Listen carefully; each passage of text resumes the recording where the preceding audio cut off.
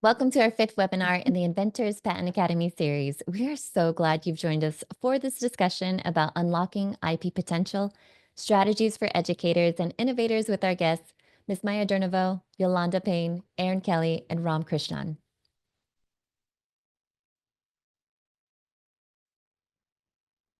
Today's webinar is presented by Invent Together, an alliance focused on expanding participation in inventing and patenting, particularly addressing diversity gaps, especially for women and minorities. Closing these gaps could quadruple inventors, boost GDP, and lead to exciting inventions. Invent Together works through research, public awareness, best practices, policy advocacy, and inventor education, including the Inventors Patent Academy, or TIPA. Launched with Qualcomm in 2022, TIPA offers free online patent education specifically designed for underrepresented inventors. It tackles the challenges faced by underrepresented groups and offers tools to overcome them. Over 3,000 students have enrolled in TIPA and is being adopted by colleges and universities, including HBCUs, HSIs, and community colleges. As we get started, I'd like to introduce you to our esteemed panelists for today's discussion. First is Maya Durnovo.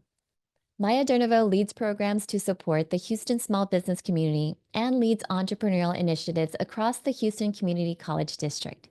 She leads the Goldman Sachs 10,000 Small Business Initiative, the Minority Business Development Agency, a grant from the U.S. Department of Commerce, the Verizon Innovative Learning Initiative for middle school children, the Trust Foundation grant for women entrepreneurs, and 3 Houston Community College Centers for Entrepreneurship.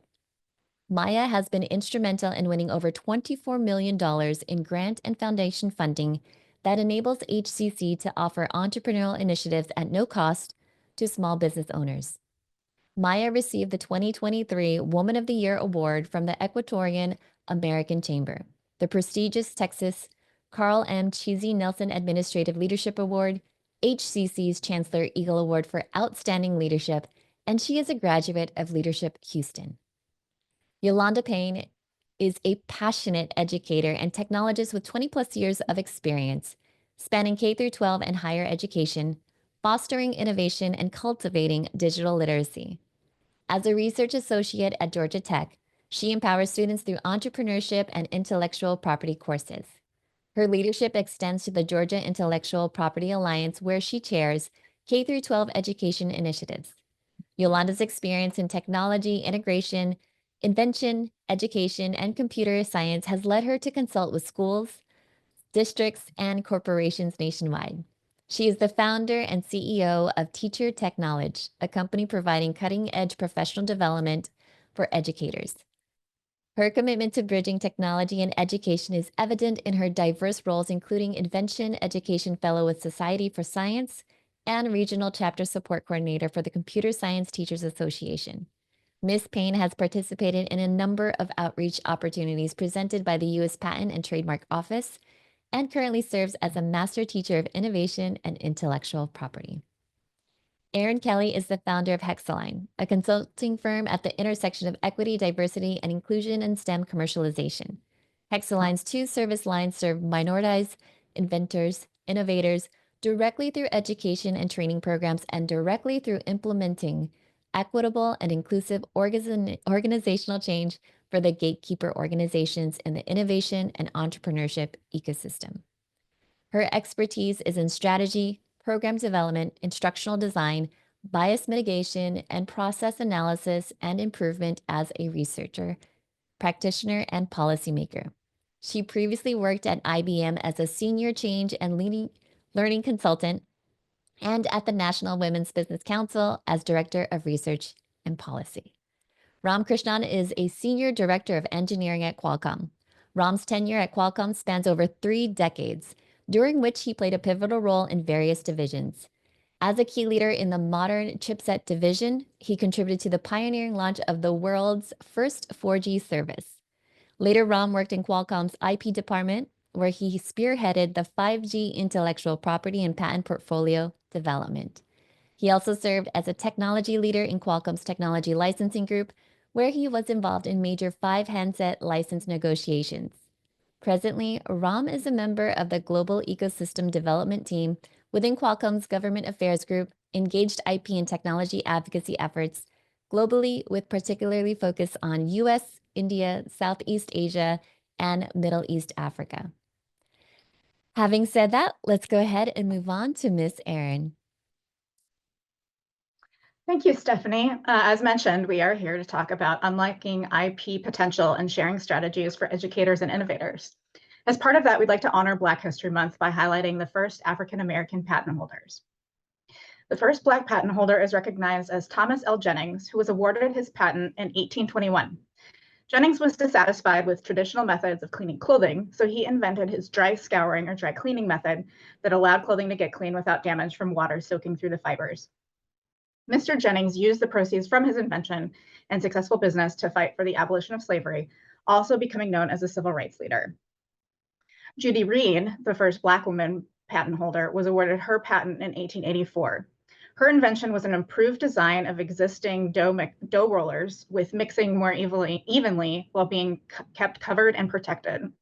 The first record of Ms. Reed is her residence in Charlottesville, Virginia in the 1870 census. Eventually, she moved to Washington, D.C. with her family. I'd now like to welcome my co-moderator, Ram Krishnan, to start off our Q&A session with our two accomplished panelists, Maya Durnovo and Yolanda Payne.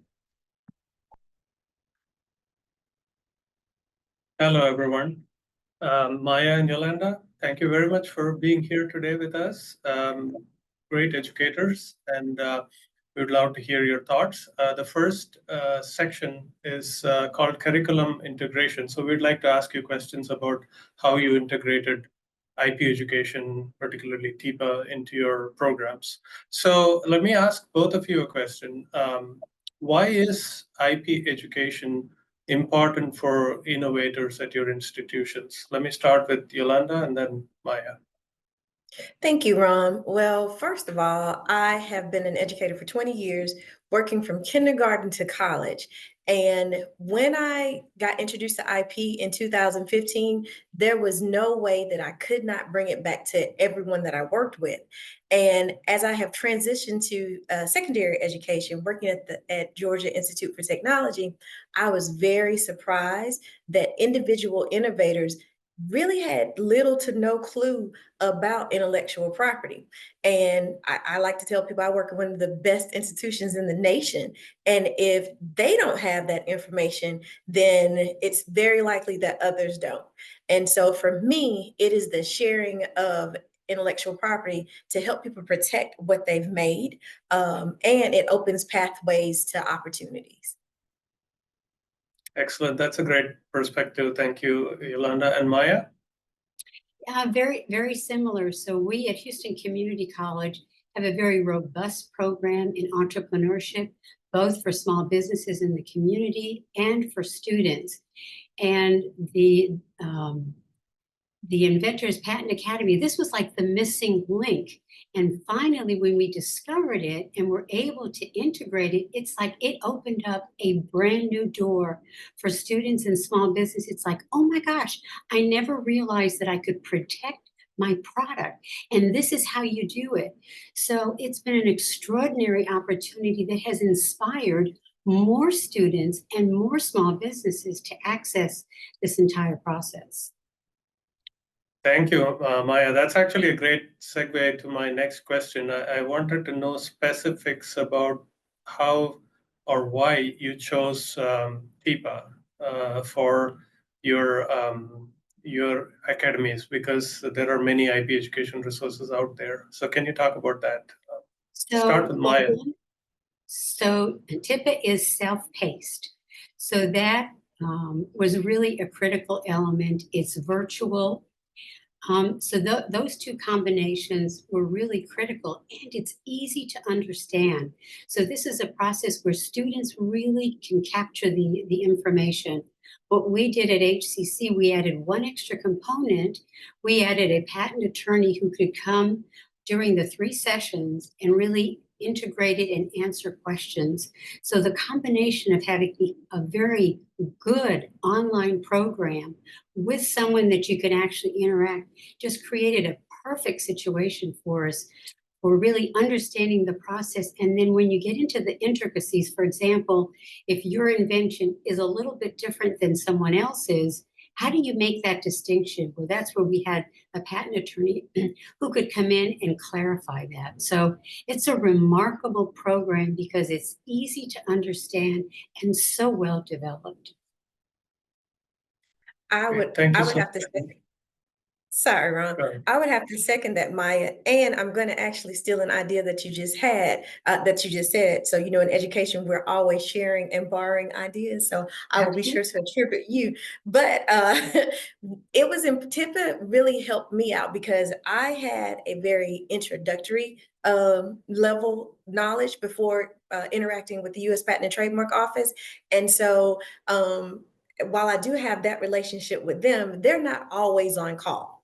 And so TIPA for me gives students access to knowledge where they can be at advanced novice. And as I tell my students who should be watching today, as I tell them, it's important for you to be able to articulate your ideas well. I said that saves you money and time. And when you're dealing with lawyers, you know, especially as students, they don't often have a lot of money. They have more time than money. And so any ways that you can help that process is a benefit to you. And so for me, TIPA is an excellent tool for them to have in their toolbox of resources as they navigate being some of the most brilliant people there are. Excellent, excellent. Thank you both. Let me turn to Maya for a couple of specific questions. So Maya, you are overseeing a very large institution, one of the largest in the country, and you have many different programs, many different strengths, and the campus culture, I'm sure, is different within your campus, you know, between different areas. So that's a difficult problem. How do you figure out the best fit for TIPA and IP education at your institution? Can you talk about that? So we have offered 5 cohorts. We're actually right now in the 6th cohort or 6 different programs. We've done 5 of them virtually simply because we're a huge city with congestion and students are located and small businesses across the Metroplex. So we've done it virtually, but this last time we're integrating both a virtual session and then the last one is going to be in person because I think there's something magical that happens when you're interacting in person versus on a screen. So we're going to be trying that. Actually, next week is our first in-person session. And we're experimenting to see what works the best. I think we have to experiment as a way of showing our students and our small businesses that they need to experiment and try new things as well, right? It's a collaborative process. Absolutely. You know, we believe so much in trying new things here at Qualcomm, so I can relate to that.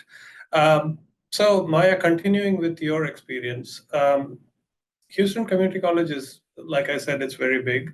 You have probably a tech transfer office, you have a business school, you have science and engineering departments. So talking about like the different groups of people that you have, like where do you think IP education is a good fit? Like, you know, what do you feel about that? So we don't actually fit into the traditional model. We don't have a tech transfer office. We do have a business department, but they're very, very traditional. So our programs really sit outside of the classic academic programs. We have our own area, if you will. So by partnering with a lot of organizations in the city, for example, we partner with the Small Business Administration, with the City of Houston, with SCORE, with the Houston Minority Supplier Development Council, and other organizations. So we're really able to partner with the whole city and introduce the patent process. That becomes a key element for us, along with all of our centers for entrepreneurship in our grant programs. So we're really able to extend the offerings much more than kind of the traditional format. Did I answer? Wonderful.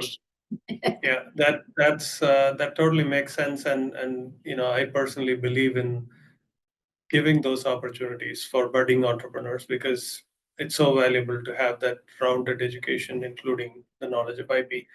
All right, I'm going to turn to Yolanda and Georgia Tech for now. I think, Yolanda, you are an educator and you personally interact with a lot of students on a day-to-day basis. So I want to get that personal take from you. Like, what works in terms of accountability? Like, how do you get students to engage in the programs?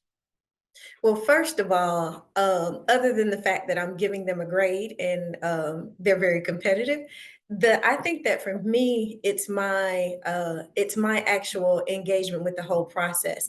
Maya and I were talking before the show, and she was like, "You're a very curious person," and I am. And so I think that engagement, that curiosity, when you bring it to your audiences, and my students actually come from across campus. My class that I teach is in the CreateX Startup Lab. And so for the last 3 years, I've integrated 3 semesters, I've integrated TIPA into the classes. And so I like to brag on them and tell them that you all are different and you have a more robust access to some information because we are integrating IP. And so again, even though they get a grade, once you start exposing them to the different ways that intellectual property shows up in the world, they become super engaged. And so as they're bringing these ideas out, it's like, oh, well, I could get a trademark or a patent, and this is copywritten. And so you start hearing them interject the language of TIPA into their everyday offerings. And so for me, I especially love getting freshmen because I feel like if they have that IP knowledge at the beginning, then they're more likely to protect what they have as they journey throughout courses and interactions with corporations and just the outside world. And that's really reflective of what I've heard from educators at different institutions, is that framing it as intellectual property, the students are getting to solve a problem that they feel really passionate about, which then draws so much learning. There's many things that you need to learn in order to finish that invention process. So keeping folks engaged because of that personal connection to that problem, and then look, you can protect that, has been really powerful. Yeah. Yeah, and I was just going to add to that there's something about that link where you've created a product and then you understand that you can protect it. That kind of opens up a whole new awareness of their own potential of where they can go with it. I was going to share one of the examples that we have of a student that never even considered the larger ramifications of what she was doing until she discovered, oh my God, I could get a patent for this. That opened a whole new door for her. So it's a remarkable process. Yeah. Totally. We have so many talented youngsters in this country, and we have great STEM education, but adding that IP awareness to that becomes a very powerful tool in my mind. Exactly. So let me finish off this section with one last question to both of you. How do you do outreach to bring new innovators into this program? Like, how do you advertise? Either one. Well, I'll start. So this weekend, I first of all have to give a shout out to the U.S. Patent and Trademark Office Education Outreach, because once they showed me and my fellow teachers like all the possibilities out there, I was fortunate to run into TIPA as a part of that. And so I don't want people to get TIPA and IP by happenstance. And so I'm very intentional about who I'm working with and where I'm working with people. And so that starts with working within my circle of trust. Who are the people that know me, trust me, have known me? And so, for instance, this weekend, I'm actually doing a workshop with a couple of other educators at a church in Albany, Georgia. And so you would be very surprised at how, if you talk to people about entrepreneurship and business and IP, like that cuts across so many paths and swaths of people that it's really about them having somebody that they know, or a trusted person, that they know through me, or someone who knows me through them. Just say, hey, she's going to teach something on this, and I think this would be of interest to you. that right there opened so many doors and pathways. And it's just been very interesting to see, like I said, from kindergarten to senior citizens, like think, well, I had this idea. You know, is that patentable? Is it trademark? Like, what can I do with it? And it's like, okay, I'm going to send you to this link, and then you can call me with questions. And if I don't know, I have other people I can ask. And so that's the joy and the beauty of this. I don't have to be the keeper of all knowledge. I just have to be able to point people to where it is. Right. Yeah, I love the church example. You know, I mean, churches, religious institutions have been a mainstay of thought leadership in this country for so long. You know, so why not, right? Yeah, I love that. Awesome. So Maya, any thoughts on bringing in new faces Great to the program? example. Well, I was going to share. So we do two things. One of our centers for entrepreneurship is very much focused on students, college students. So we offer hackathons and inventathons. And now what we're doing after that inventathon and students work together and come up with a new product, then we're adding on the Patent Academy to show them, oh my gosh, this is a way that you can protect that product. And then we also promote through a very extensive mailing list. We do a newsletter practically every other week to about 30,000 different small businesses, letting them know that this opportunity is available to them. So we've got a very large group.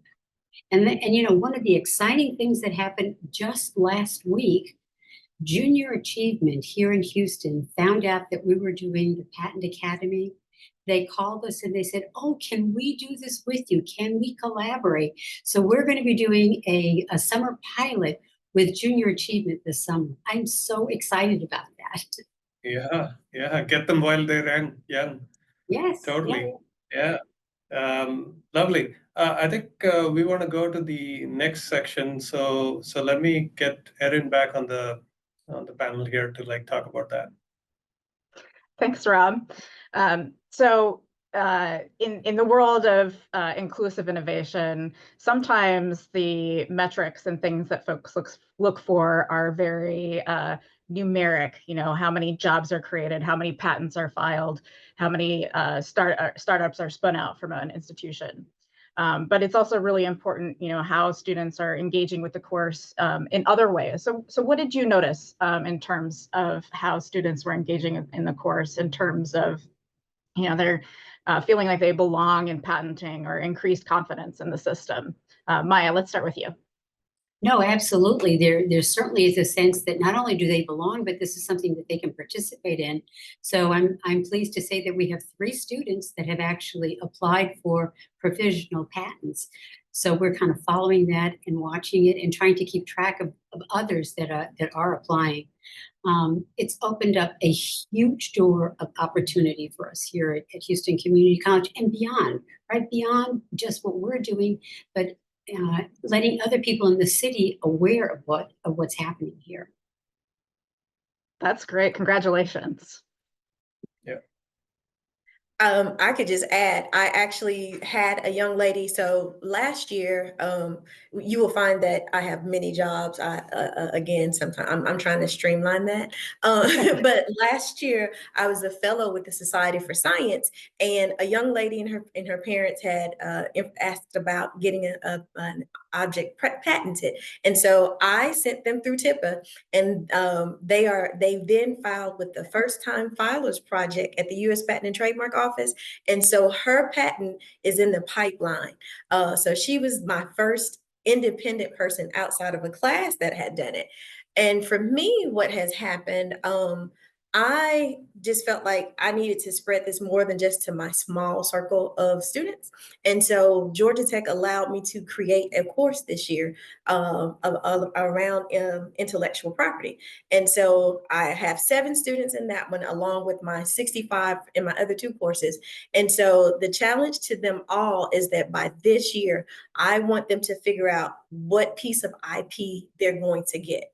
And so I just feel like once I get some traction with them, then again, I'm in a very competitive environment. Once I get some traction and some attention on them, then I just feel like the numbers are going to explode. From a community standpoint, we have students who are working on some projects, and we're trying to encourage them through the Georgia Intellectual Property Alliance. They give out patent assistance to students in science fairs. And so that's just one area in which we're engaging with students.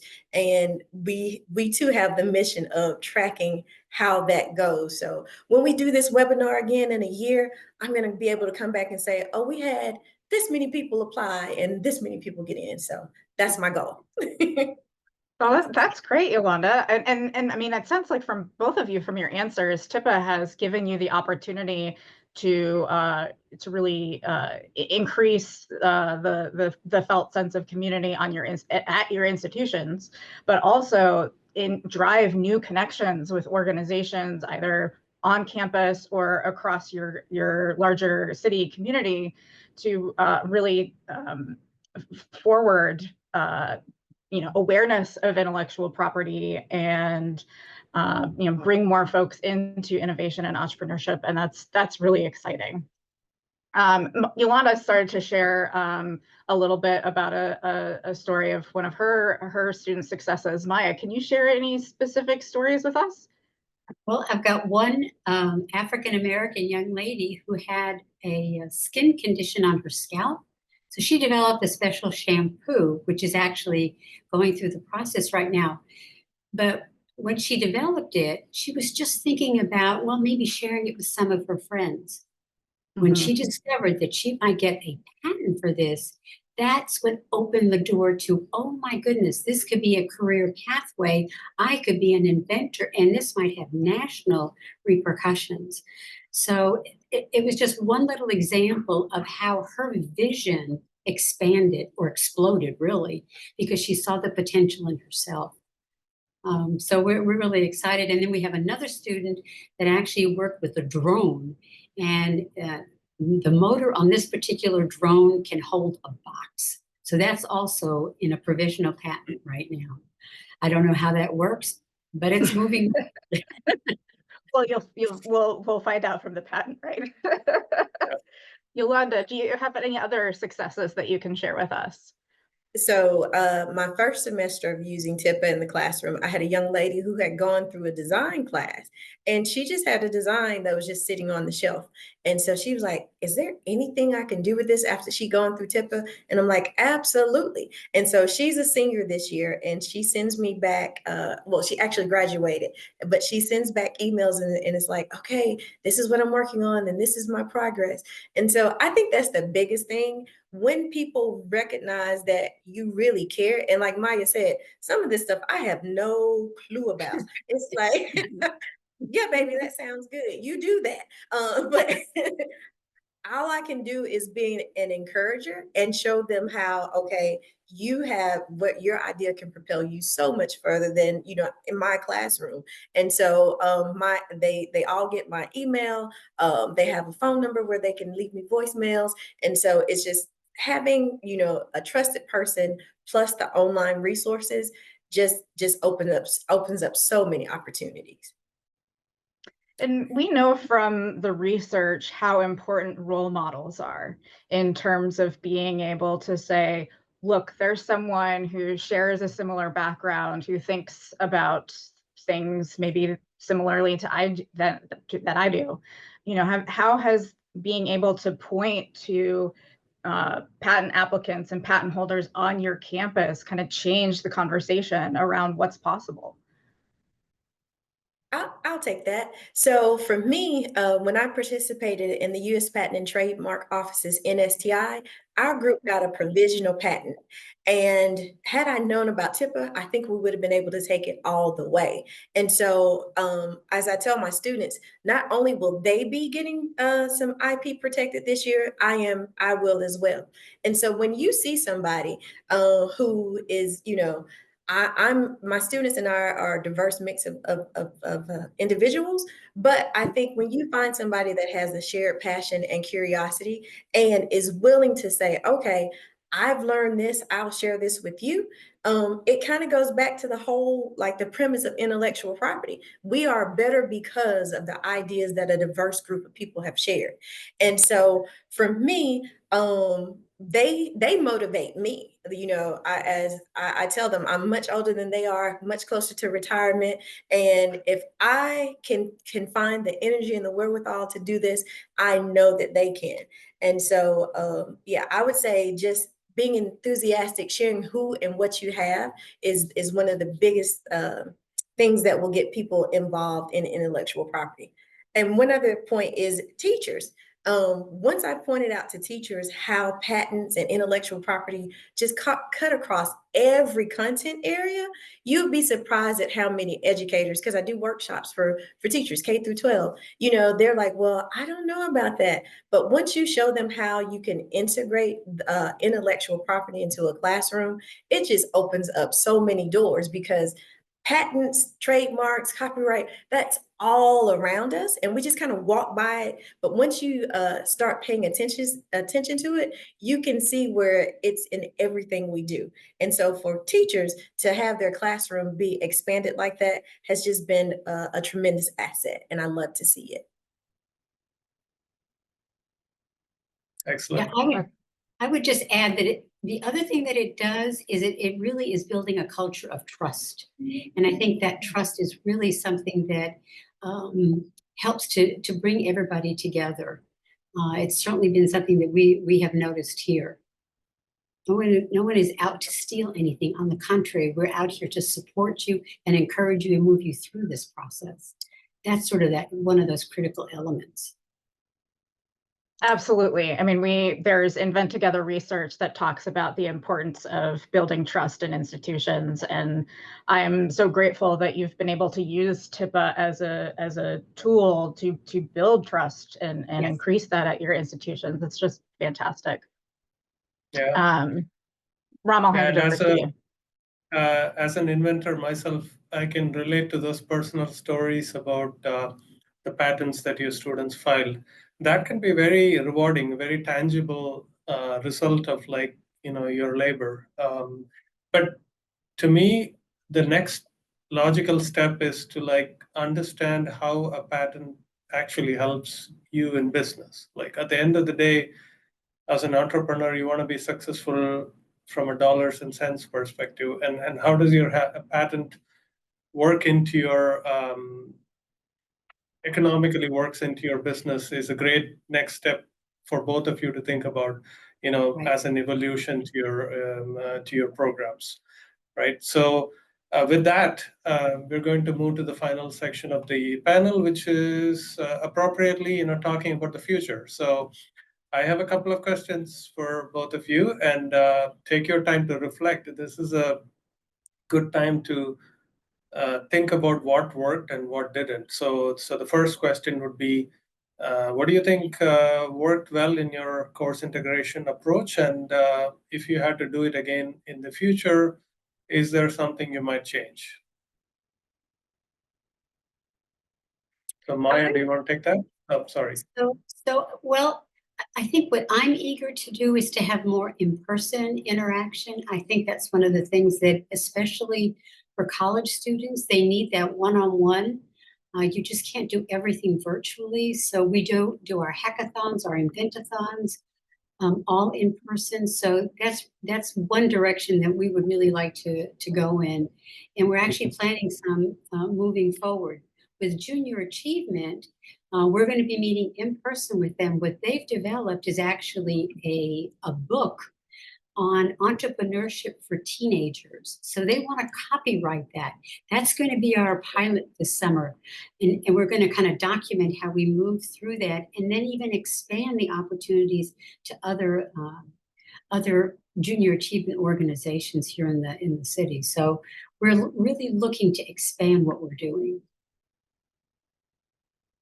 Yeah, I almost default to patents as my way of thinking because I'm an engineer, but there's so much other rich experiences with IP, right? Including Yes. trademarks and copyrights, and that's wonderful to hear. Yeah, Yolanda, what's your thoughts? So you just gave something that we've been talking about. I actually have one of my tech transfer officers has come to my class to observe, and he has mentioned what you said as well. Like, we need to get students thinking, what are the dollars and cents behind this information? And so I think one of the things that I will change is to actually have people come into the class, whether that's virtual or face to face, and tell them, how getting a patent, help them do this, or what has it helped them do. Another thing is bringing real life examples into the classroom. Yesterday, I was in a meeting and someone mentioned Dr. Lonnie Johnson. And so when I talked to my students, I talked to him and I talked about, what he gotten patented, and that you don't have to have a refined product, because that's one thing that I think people feel like, well, I have to have it all done. I showed them an example of his first water gun was made out of soda bottles and PVC pipe. And so I think bringing more unrefined examples to show that, yes, as long as you get your idea out, it has legs and you can be able to do things. So I think, bringing in more examples like that, bringing in people and showing the dollars and cents behind this is what are some of the future takeaways I have. Yolanda, That's a to great follow up point. on that, how did your relationship with the tech transfer office kind of change since you've brought TIMPA to your classroom? So first of all, I didn't even, I had no idea what the tech transfer office did outside of lab work. And so that's the biggest thing about TIPA. TIPA puts it into the individual's hands, whereas I knew that, Georgia Tech has all kinds of patents and things like that. And we have that tech transfer office. But I think that TIPA putting into the individual inventor's hands gives them, more knowledge and confidence to be able to approach the tech transfer office and say, this is what I have, how can you help me? And anytime you're in an institution, whether it's large or small, when you can advocate for yourself, that just gives you a leg up. Absolutely. Wonderful. I want to do this further. I come to the last question that I have, and actually, why don't all four of us take a crack at answering it? And so the question is very simple. What advice do you have for educators who might be listening in today, if they're thinking about incorporating IP education and TIPA into their curriculum? What would you say to them? Start with Yolanda, and then we kind of work our way through the room. So I'm going to borrow somebody's slogan without giving credit to them. Just do it. Just do it. So I feel like any ways that you can enhance your content, it's is a benefit for you and your students. And because TIPA is self-paced and there's such a plethora of knowledge in there, like, there'll be parts that different educators will be able to pull out of it and intersperse into the curriculum. And so having a ready-made, reliable, vetted resource is always a win for educators, especially with the business of their day. So again, stealing a famous slogan, just do it. Yeah, I agree with that. I think that's a great approach. And another thing that we're going to be doing here is probably partnering with other organizations to collaborate and do a TIPA Academy. We call it a patent academy here. We'll do it in collaboration with another organization and together co-sponsor it. So that kind of spreads the word about it. And I would on that. Oh, I'm sorry. No, sorry. I would say in the partnership work that I've done with different institutions, it's still relatively new to bring in intellectual property into the innovation and entrepreneurship context. Yes. Innovation and entrepreneurship is, I would say, a little bit sexy, where IP may not seem that way, but I think TIPA makes it really approachable in terms of contextualizing why you should think about this, and even what to think about before, just as you're in your creation, as you're in your research process. So there's content in there that's even before you're getting to the patenting stage, you're preparing yourself to be able to advocate yourself, as both of you said, within your campus system.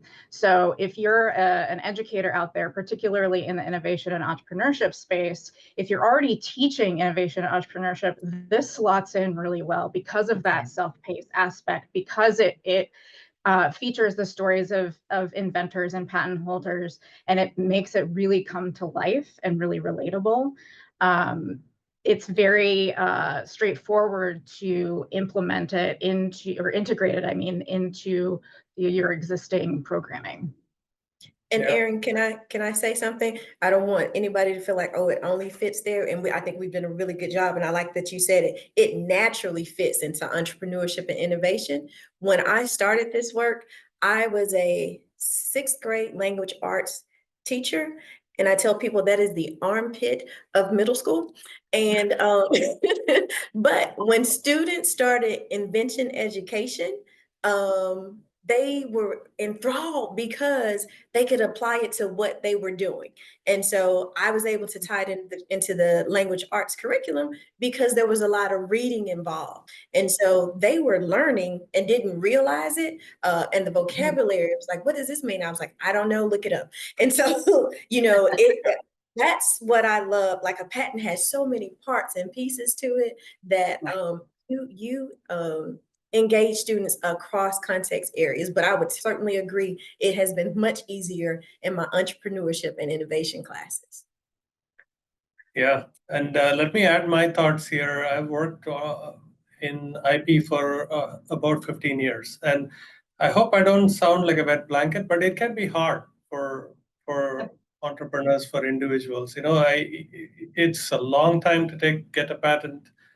There's costs associated with getting a patent, and they need to be prepared for the long haul. So what educators can do is like help them build that trust network, help them, like handhold them through some of this process, and with the understanding that, hey, it's going to be tough. Like, you need to persevere, and the reward can be outstanding because, once you integrate IP into your business, you've created not only a moat for your competitors, but also you've created a way for you to like get your invention out there so people can use it, right? And that's super rewarding. So yeah, I hope there are people listening, and I hope to see IP education introduced into more institutions. So I'll stop there, and I think we might have questions from the audience. So I would hand over to Stephanie.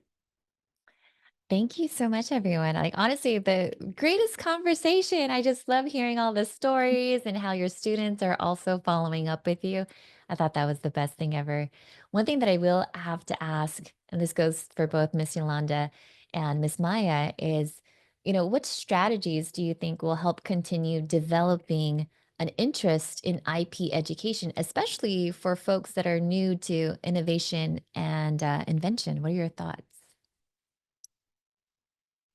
For me, the thing that has really engaged younger audiences is the NILs, name, image, and likeness. And so when I can bring in real life examples of where IP is actually taking place, then they start noticing that, oh, well, if that's this, and then when we talk about patents, even when I talk, one of the examples I use is their phone, and we look up phone patents, and they're like, there's this many pieces in this. And so once you get them aware of it, I think the biggest part of it is bringing in an awareness of it. And then it just opens their eyes to how much everything around us has some relevance to intellectual property. Wow, I love that. Miss Maya, any thoughts? Yeah, the same. So as I mentioned earlier, we're integrating it into our hackathons and inventathons. So it's becoming a natural part of that. But in addition, so for example, right now we have a large business plan competition in process. Well, as soon as we get to the point where the business plan is ready and they've got a product, I will be talking about the Patent Academy and the opportunities to protect that. So I think it's integrating it into all of the work that we do really on a day-to-day basis. And that's going to become part of what we do here at Houston Community College, because it's so vital that people understand that process and that it's accessible to them. Oh, I love that. That's so great. And I know we talked about this a little bit earlier as far as the connection between entrepreneurship and patents. And so, just to leave the room and give one more last message, what advice regarding IP do you have for enrolled students or recent graduates pursuing entrepreneurship? Anyone? Resources available. It's Yeah. there for anyone to use, and we really encourage it. And then if they want more information about it, or they want to participate in, like we've created a little class for it, come join, come learn more about it. So I think it's really exposing people, giving them that awareness, and then encouraging them to come and join and learn more about it. Even if you decide you don't want it, at least now you understand what the process is. Makes sense. And Michelle? Stephanie, I would say that I tell people, as Ron was saying, it can be an expensive process, but the earlier you do it, and when you have less money, there are fee waivers and ways to get assistance, before you make that big $1 million discovery. So if you are a new entrepreneur, it sometimes helps that you haven't made millions yet, because there is assistance and the fees are lessened. And so don't let any of the obstacles, it sounds like things that may be obstacles, like there are workarounds for all of it. And I know Erin works with groups that, provide assistance for people. And so there are ways to pursue this. And you may be opening up financial revenue for a lifetime, not only yours, but your children and your children's children. I love And that. Oh, go Stephanie, ahead. let me add too. One of the things about TIPA, both at Houston Community College and at Georgia Tech, you have a whole campus full of resources for those folks who, maybe they're at institutions that are not as well resourced. Part of TIPA is a whole resource hub. So we've connected to the USPTO programs, like Yolanda mentioned, the first time filer program. There's also the pro bono program. So there's a whole multitude of programs that are listed that are really looking to help out, particularly first time inventors, but just inventors broadly. Let's get you the protection that you can get. That makes sense. I love that. So I'm going to ask another question. And as you're watching, if there are any questions that you have for our viewers, by all means, please go ahead and drop them in the chat and we could go ahead and pay attention to that. When I hear you, Erin, and you're saying that there are so many resources, there are so many like, wow, you're connected to this organization and that organization. The thought that comes to my mind is, how often are you updating these resources? Is it monthly, quarterly? Like, how often do these resources get updated? So we did a pretty extensive research process to bring in connections to all kinds of different organizations, both entrepreneurship support organizations that are providing programming similar to what Maya and Yolanda are doing at their institutions. There's also a big list of potential funders that are out there that would be particularly interested in talking to you after you have the asset that's known as a patent. So when we become familiar with them, then we update those lists. I love that. Great. Well, team, there haven't been any other questions that came through. If there's any other last words, please go ahead and hop on in. Erin, Maya, Yolanda, Ram. I mean, honestly, this was one of the most just fun conversations to listen into. And I just love the fact that you're spearheading this and you're guiding the next wave of patent holders. I love that Yolanda, I love that they're emailing you. They're keeping you on the progress and everything else. Anything I else? tell people, Stephanie, give me 24 hours to email, because some days it's like everybody has the same, let me contact Yolanda today. But I wanted to say, I don't think we've mentioned this, that TIPA is a free resource. We need to let people, it is free. And my mother used to say, if something is free and worth having, well, TIPA is free. and well worth having. And so to be able to get this knowledge, and it's yours. So I would just highly encourage people to check it out. And the self-paced nature of it, you don't have to sit down for hours and hours at a time. You can go through it and you get certificates at the end. My students love that. It became a competition about who's going to get the tip, who's going to post the certificate first. Yeah. And so you get acknowledgement that you have progressed through the course. So free and worth having, and you get a certificate. Yeah, wonderful Hey, point. as we kind of get to the close here, I wanted to widen up the discussion a little bit. I'm not sure if all of you are prepared to answer this, but like thinking at a state level, we have 4 states represented here: Texas, Georgia, California, and I believe Erin is in Washington. The United States is looking for job growth, GDP growth, getting more people into the workforce. These are very serious conversations that are being had in Washington, D.C. and other places, right? So, but we've also seen a lot of research that says that inventorship and IP actually helps positively influence a state's GDP. So, which is obvious to us, I think, as entrepreneurs, educators, and company workers here. But like, what do you think about that? Like, I mean, and maybe reflect on what your state is going through and how perhaps IP can kind of positively impact the GDP growth and job growth and all that. What do you think about that? Can I, so you just, I'm with with GIPA. We have been talking about the creative economy. Georgia has a robust movie music industry, and we estimate, that there's a large percentage of our state GDP that is generated by the creative economy. And so when people can protect that intellectual property, that gives them a tangible piece of that pie. And so I think that it's just very important for people to recognize the financial trajectory that intellectual property can help you with.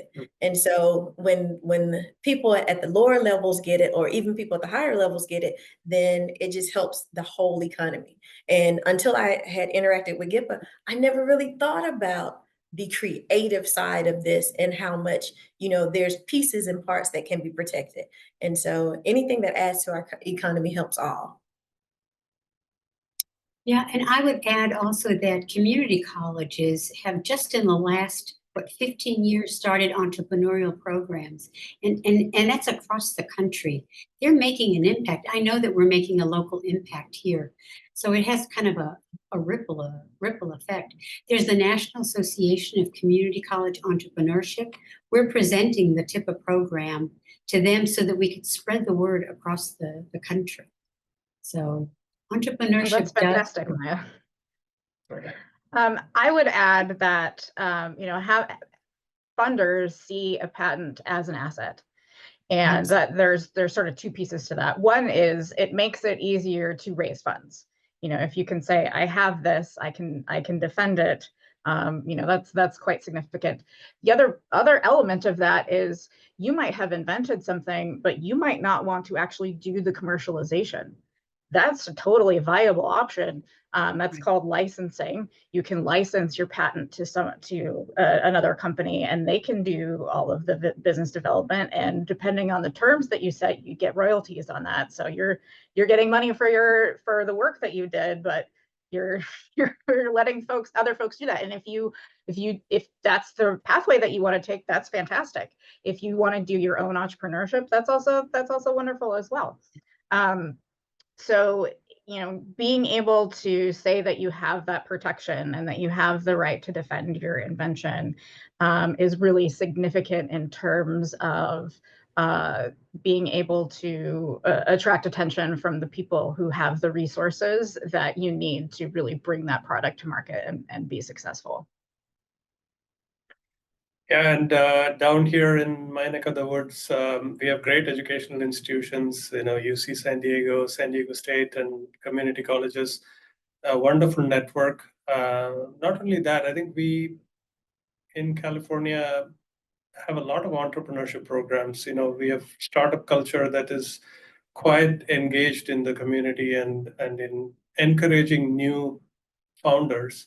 But even with all the resources available, I think it's hard to connect the dots, right? So that's where I think inspired education institutions come to the picture. Like that helps connects the dot, get these resources known to everyone, right? Like a lot of people don't know that free resources are available, pro bono programs are available. You can even file patents for lower costs if you're an entrepreneur or a micro institution, right? So all these resources are available, but educational institutions can be of great help in connecting the dots. So one last thing here is like if the audience wants to reach out to you for questions, Maya, Yolanda, would you be happy to take some questions? Absolutely.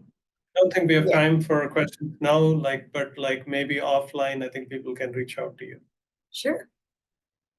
Yes, Excellent. I was gonna say my email is, if you look me up and put in Georgia Tech, it will connect you to my email system. But again, give me 24 hours. Great. Yep. Excellent. Thank you both. This was wonderful and a very engaging conversation. Loved it. So many good examples of positive things that are happening with IP and entrepreneurs. It's Thank you exciting. so much. Thank you. Wonderful. Well, thank you, Maya, Yolanda, Erin, and Ram, and to you for attending today. I hope that you learned so much and that you will continue on your path of entrepreneurship to learn more about TIPA and to also pass it along to someone else that you may know who would be really interested. Now, something for you to know is that we will be sharing a link to the webinar in the next few days, so please stay tuned. And please join us for our next webinar. The date is still TBD, but just know that we will be sending out emails so that way you can join us. Again, thank you to our guests, to our panelists, our moderators, and to you for joining. We'll see you at the next webinar.